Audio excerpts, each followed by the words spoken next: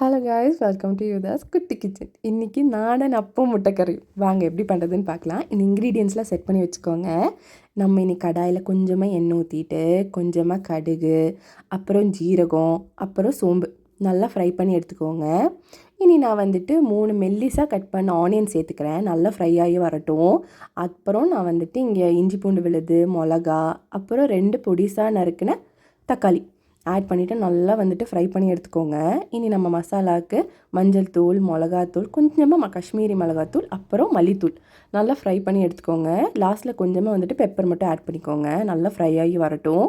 நான் வந்துட்டு இனி 1 கப் ஆஃப் தேங்காய் பால் எடுத்திருக்கேன். நல்லா வந்துட்டு மிக்ஸ் பண்ணி எடுத்துக்கோங்க. இனி வந்துட்டு கொதி வந்த உடனே நம்ம முட்டையை போட்டுக்கலாம். முட்டை போட்டுட்டு நல்லா ஒரு 2 to 5 மினிட்ஸ் வரைக்கும் கொதிக்க விட்டுருங்க. லாஸ்ட்டில் கொஞ்சமாக கருவேப்பிலை போட்டு இறக்கினீங்கன்னா சூப்பரான எக் கறி ரெடிங்க. கண்டிப்பாக ட்ரை பண்ணிட்டு கமெண்ட்ஸில் சொல்லுங்கள்.